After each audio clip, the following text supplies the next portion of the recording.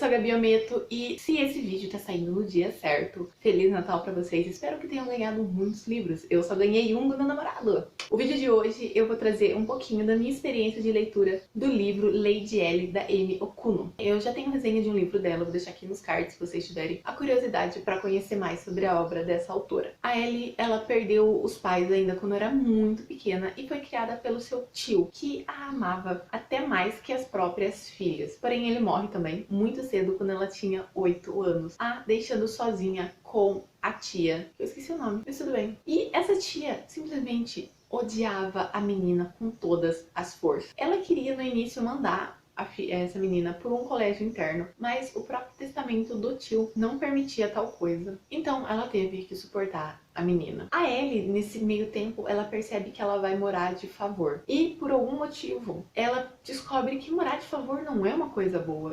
Então ela tem a brilhante ideia na cabecinha de uma criança de 8 anos que acabou de perder um tio, de trabalhar para morar na casa dela. Anos se passam, a Ellie já tá com 23 anos e ela é quase uma Cinderela na própria casa. É claro que diferente da Cinderela que ficava sozinha, ela tem vários criados que a ajudam, que trabalham com ela, e ela é muito amiga delas. A tia ainda continua uma tremenda megera, mas ela tenta continuar a sua vida. Ela aprendeu a fazer doce, ela tem uma pequena produção que os criados vendem pra ela, e ela vai juntando uma boa quantia de dinheiro. Seu plano é fugir para um outro país e começar uma lojinha de doces, já que a única forma dela sair da casa da tia é casando, e ela não quer casar, e também ela acha que ela nunca vai achar alguém, já que ela não tem um dote. Eu esqueci de dizer, mas esse livro, embora ele não se passe nesse mundo, as regras se assemelham muito aos romances de época, era vitoriana, século 18, 19. Seu plano de fugir dá errado quando sua tia descobre essa reserva de dinheiro e pega pra ela. A Ellie fica arrasada, mas ela não desiste. Ela encontra outro esconderijo e ela começa a juntar o dinheiro novamente. Mas, novamente, a tia revira o quarto dela e descobre o esconderijo, pegando novamente o dinheiro. A Ellie fica desesperada e ela percebe que ela não vai conseguir sair desse jeito e ela vai ter que escolher um outro caminho que ela não tá muito afim, que é o do casamento.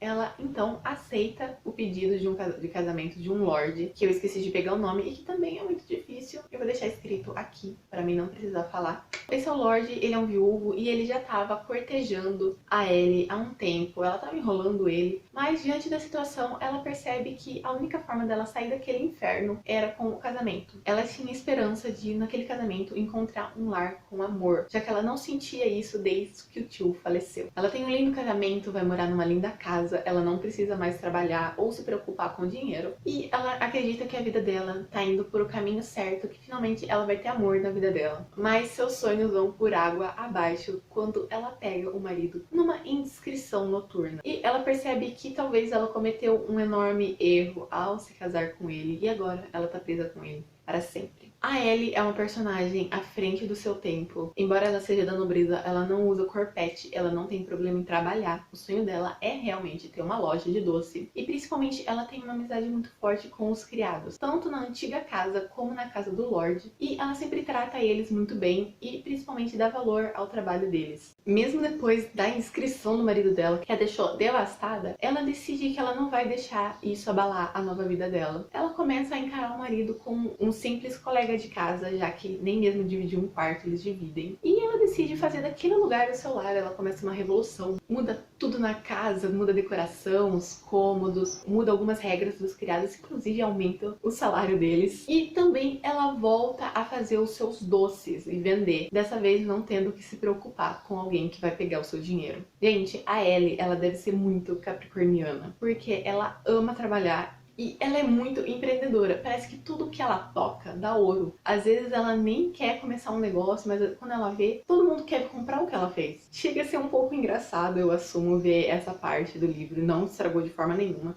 Mas quando chegava nessas partes, assim, um tanto exageradas, me dava aquele risinho, apreciando ainda mais a leitura. Já o Lorde é um pouquinho mais complexo, já que quando ele aparece na história, eu via ele quase como um príncipe encantado que salvaria a Ellie de todos os problemas. E depois da descrição dele, eu achei ele um cretino, insensível, e adorava ver a Ellie pisando nele da sua forma totalmente delicada. Depois eu comecei a ficar um pouco com pena dele, já que a gente percebe que os sentimentos dele pela Ellie vão aumentando, mas ao mesmo tempo tempo, eu continuava gostando de ver ele sendo pisado pela Ellie repetidamente. Era muito, muito bom. Era um pouco engraçado sempre o tratamento frio que a Ellie dava a ele e sempre colocando outras coisas na frente de qualquer compromisso que ele criava para os dois, o que deixava a narrativa mais divertida. Os criados são um show à parte, eles são muito fiéis a Ellie e além de ser muito engraçados, eles deixam a história ainda mais divertida. A história é quase toda em primeira pessoa, exceto por alguns trechos de uma história que a Ellie está escrevendo, que é em terceira pessoa, que é uma fábula sobre os 4 elementos. A escrita da Amy Okuno é muito envolvente e extremamente viciante. Eu não conseguia parar de ler esse livro, eu fui até 3h30 da manhã lendo. Literalmente, eu bloqueava o celular, colocava no chão, virava pra dormir, mas sabe quando você para e fala, eu quero ler mais um capítulo? Aí virava de novo, pegava o celular e lia mais 3 capítulos. E isso foi indo até eu estar morrendo de sono, continuando me forçando a ler e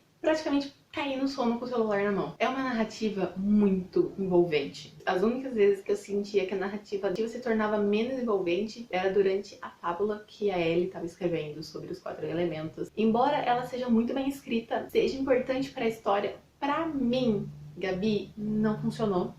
Eu chegava nas partes e falava, não, gente, não quero ler isso, eu quero continuar na história da Ellie. Sabe, eu sentia que interrompia o meu ritmo de leitura, porque sempre que chegava nessa parte eu ficava desanimada. Geralmente era nessas partes que eu bloqueava o celular pra dormir. Eu falava, não, deixa eu voltar, deixa eu ler mais um pouquinho, deixa eu passar essa parte rápido. Então eu acabava lendo, sabe, uma leitura dinâmica e continuando a leitura. Não deixa a história ruim, já que isso foi uma coisa particular minha. Mas mesmo assim eu li a história em horas.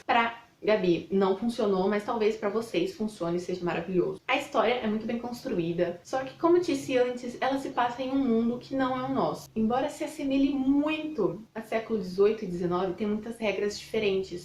E eu senti falta disso, de aprofundar mais nas diferenças desse lugar. A Ellie começa a explicar algumas coisas, mas nunca se aprofunda. Uma das coisas que eu mais fiquei curiosa era que os lords, que parece que nesse mundo não existe duque, visconde, todo mundo era lord, eles, assim que eles ganham o título, eles não podem ficar mais de 1 ano solteiro. E se eles perdem a esposa, eles têm 1 ano para encontrar outra. Eu realmente quis entender o motivo disso. Na minha concepção não faz tanto sentido. E é por isso que eu senti falta dessa explicação do porquê tinha que ser assim. Eu acho que a autora pecou um pouquinho nisso e não seria tão difícil explicar, já que a Ellie é uma menina muito estudiosa e ela conhece as leis. Tem um momento que ela começa a explicar essa lei, mas ela não vai a fundo, ela não explica os porquês. Senti falta disso, mas não foi uma coisa pequena que não atrapalhou em nada a minha leitura. A Lady Ellie tem personagens extremamente envolventes e uma narrativa viciante. Eu acabei dando 4,5 estrelas para esse livro por causa da parte da fábula. Não funcionou comigo, não estragou a minha experiência de leitura, mas pra mim, Gabi, opinião pessoal, eu queria que não tivesse tido essa parte, queria que a autora tivesse explicado de uma outra forma essa história.